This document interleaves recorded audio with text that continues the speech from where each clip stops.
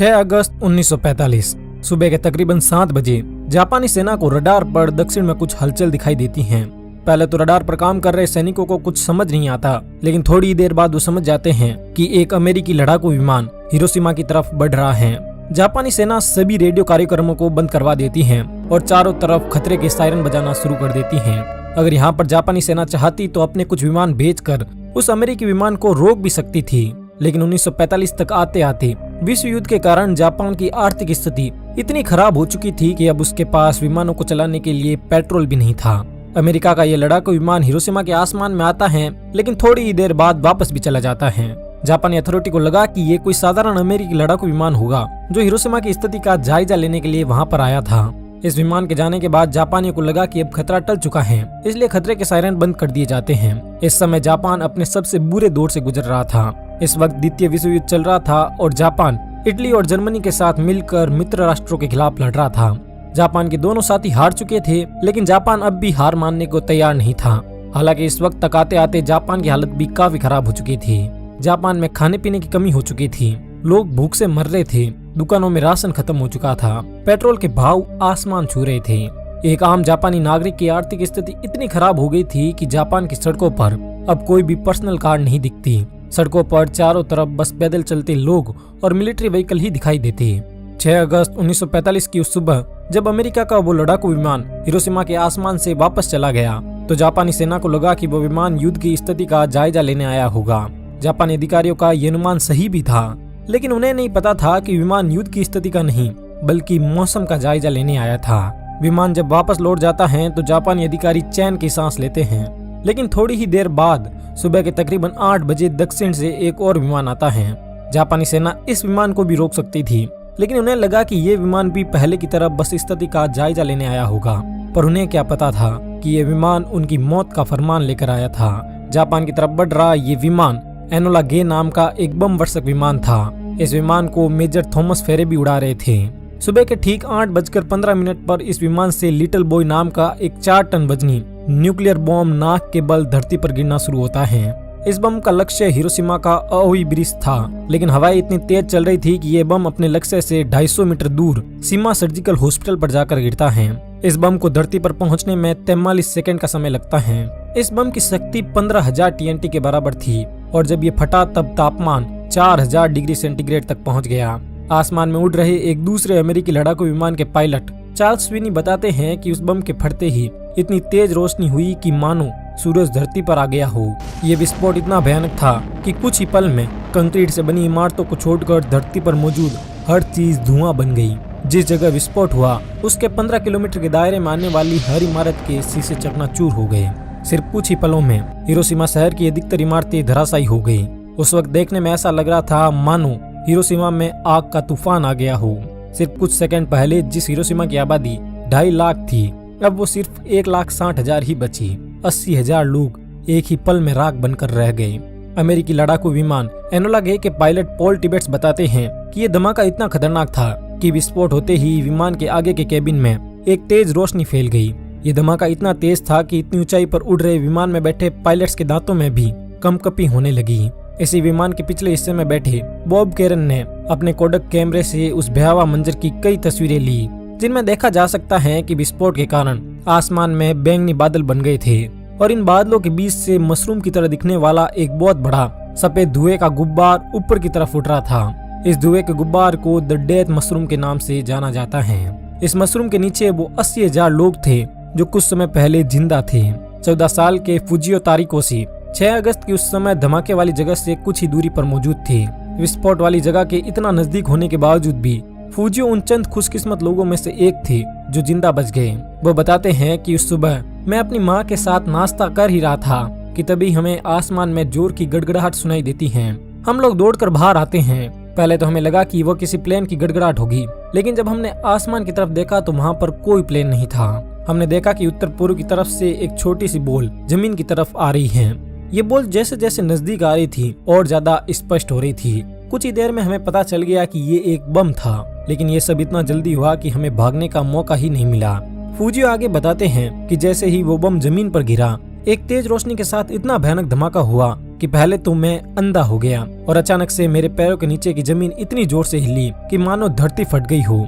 मैं कुछ समझ पाता इससे पहले ही एक गर्म हवा के झोंके ने मुझे दूर ले जाकर पटक दिया। इसके बाद मुझे कुछ याद नहीं रहा और मेरी आंखें बंद हो गई। लेकिन जब मेरी आंखें दोबारा खुली तब मैंने महसूस किया कि मैं जमीन पर पड़ा था। मैंने जैसे ही थोड़ी सी हिम्मत जुटाकर उठने की कोशिश की तब मुझे महसूस हुआ कि मेरी एक तरफ का हाथ तो मांस का एक टुकड़ा बनकर रह गया था। मैंने जैसे तैसे अपने टूटे हुए हाथ को संभाला। मेरे आसपास मौजूद हर चीज राख हो चुकी थी और मुझे तुरंत अपनी माँ का ख्याल आया। लेकिन मेरी माँ की किस्मत शायद मुझसे ज्यादा अच्छी थी।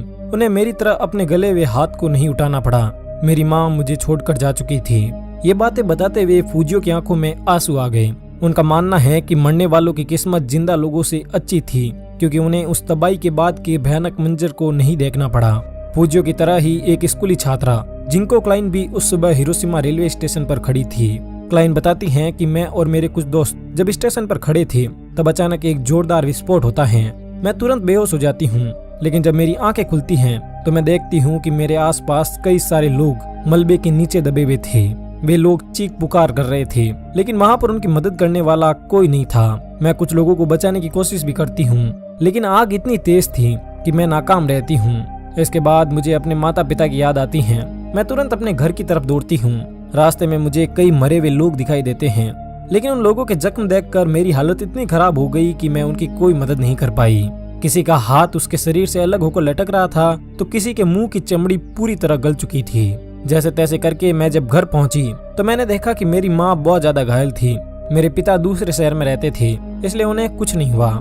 इस हादसे के बाद हमने हॉस्पिटल जाने की कोशिश भी की लेकिन सभी हॉस्पिटल इतने ज्यादा भर चुके थे कि हमें इलाज के लिए कोई जगह नहीं मिली। इस घटना के कुछ दिनों बाद मेरे पूरे शरीर पर बैंगनी चकत्ते होने शुरू हो गए और मेरे सर के सारे बाल भी झड़ गए। उस हादसे में जिंदा बचे लगभग हर इंसान की हालत क्लाइन जैसी ही थी।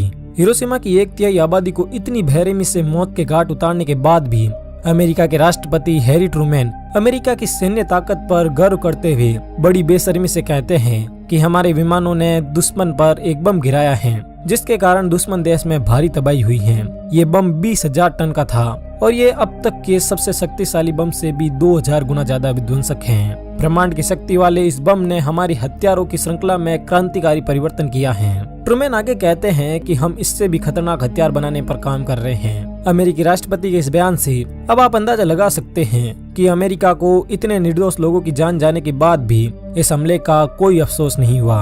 हिरोशिमा में जब ये विस्फोट हुआ तब जापानी नौसेना का एक सैनिक भी वहाँ पर मौजूद था। वह सैनिक अपने दर्द को बयां करते हुए बताता है कि जब धमाका हुआ तब उसके साथ इतनी तेज रोशनी निकली कि मैं अंधा हो गया। इसके तुरंत बाद हवा की गर्म झोंके ने मुझे 1 मीटर तक ऊपर उठाया और फिर नीचे पटक दिया। मैं किसी तरह अपने घुटनों के बल खड़े होने की कोशिश भी कर रहा था कि तभी हवा का एक और झोंका आता है और मुझे एक बार फिर से नीचे पटक देता है। थोड़ी देर बाद जब मेरी आंखें खुली तो मैंने देखा कि मेरे शरीर के बाएं तरफ का हिस्सा पूरी तरह गल चुका था। थोड़ी दूरी पर मुझे एक पेड़ दिखा जो धमाके के कारण पूरी तरह सूख गया था। मेरा गला बिल्कुल सूखा हुआ था और मेरे शरीर में जान नहीं थी। मैंने अपनी पूरी हिम्मत एक साथ बटोरी और खड़े होने की कोशिश की लेकिन मैं खड़ा नहीं हो पा रहा था। फिर मैं किसी तरह उस पेड़ के तने तक पहुंचा। मेरे सामने एक बच्चा पानी के लिए तड़प रहा था लेकिन मेरे पास पानी नहीं था। कुछ ही देर में उस बच्चे ने मेरे सामने ही तड़पते तड़पते अपना दम तोड़ दिया। इस धमाके के बाद जो लोग जिंदा बचे वे अपनी जान बचाने के लिए सड़क से इधर उधर भागने लगे। सड़क पर चल रहे लोग ऐसे लग रहे थे मानो मुर्दे जिंदा हो गए हो। इनके मुंह से झाग भरा खून निकल रहा था और इनके पूरे शरीर पर चमड़ी और मांस इस तरह लटक रहा था कि मानो इन्हें हल्का सा छूने पर भी इनका मांस हमारे हाथ में आ जाएगा। ये सभी तड़पते हुए लोग पानी के लिए चीख रहे थे पर इन्हें पानी भी नसीब नहीं हुआ। हालांकि इस विस्फोट के बाद सुबह के 11 बजे बरसात भी होती है लेकिन ये बरसात पानी की बरसात नहीं थी बल्कि ये विस्फोट के कारण उत्पन्न हुए रेडियो एक्टिव पदार्थों की बरसात थी। इस बरसात में जो पानी बरस रहा था वो ग्रीस की तरह काला था। उस वक्त वहाँ पर मौजूद जो भी इंसान इस बरसात के संपर्क में आया उसे स्किन कैंसर जैसी जानलेवा बीमारियां हुई। कई आंकड़ों के मुताबिक उस वक्त विस्फोट के तुरंत बाद 80,000 लोगों की जान गई लेकिन विस्फोट के कारण जो प्रभाव उत्पन्न हुए उनके कारण 60,000 लोग और मारे गए। इसी धमाके में घायल हुए यामागुची बताते हैं कि जब उन्हें होश आया तो उनके सामने कई सारे लोग तड़प तड़प कर मर रहे थे। उन्हें लगा कि वे भी मारे जाएंगे लेकिन तभी 2 लड़के जो इस धमाके से सुरक्षित बच गए थे उनके पास आते हैं और उन्हें पास ही के एक क्लिनिक लेकर जाते हैं। यामागुची बताते हैं कि जैसे ही वे क्लिनिक पहुंचे तो उन्होंने देखा कि क्लिनिक के फर्श पर चारों तरफ जली हुई लाशें ही लाशें पड़ी थी। उस क्लिनिक के कुछ एक आध डॉक्टर जो सही सलामत थे वे लोगों की मरहम पट्टी कर रहे थे। वहाँ पर इलाज कर रहे कुछ लोगों का मुंह बुरी तरह जला हुआ था तो कुछ के हाथ पैर। लोगों के शरीर से सफेद सफेद रस्सी और खून निकल रहा था। लोग इतने भयानक तरीके से जख्मी थे कि उन्हें देखा भी नहीं जा सकता था। अमेरिका के हमले के सामने पूरे हिरोशिमा और जापान ने दम तोड़ दिया, लेकिन अमेरिका के नापाक मंसूबे अब भी पूरे नहीं हुए थे। इस हमले के ठीक 3 दिन बाद 9 अगस्त की सुबह अमेरिका एक बार फिर जापान के ही एक और शहर नागासाकी पर ऐसा ही एक और परमाणु हमला करता है। पहले ये हमला जापान के औद्योगिक शहर कुकुरा पर होने वाला था, लेकिन मौसम खराब होने के कारण हमले की जगह को बदलकर कुकुरा की जगह नागासाकी कर दिया गया। घड़ी में जब सुबह के ठीक 11 बज रहे थे तभी अमेरिकी लड़ाकू विमान B-29 अपनी बेली से फेटमैन को रिलीज करता है। 4500 किलो वजन वाला ये बम हिरोशिमा पर गिराए गए लिटिल बॉय के बराबर ही ताकतवर था।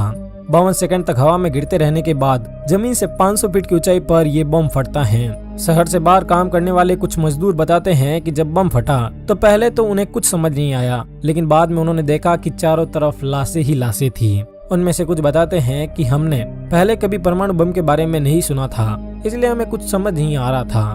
जो लोग जिंदा बच गए उनके शरीर की चमड़ी गल रही थी। लोग मदद के लिए चीख रहे थे, चिल्ला रहे थे।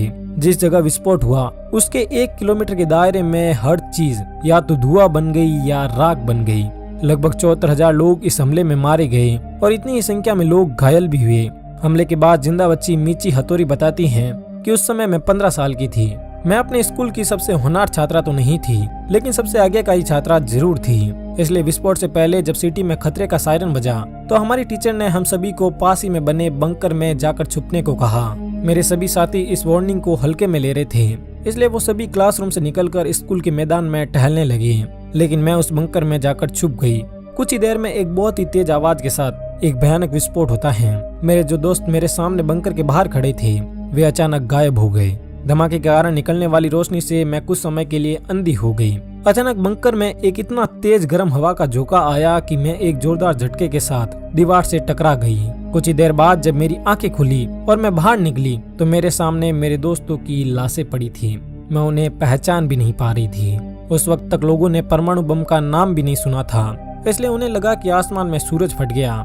नागासाकी पर हुए हमले के बाद अमेरिकी राष्ट्रपति हैरी ट्रूमैन ने एक बार फिर अपने देश को संबोधित किया। इस संबोधन में वो कहते हैं कि अगर जापान ने अब भी हार नहीं मानी तो वो और हमले करेंगे, जैसे जापान के हजारों आम नागरिक मारे जाएंगे।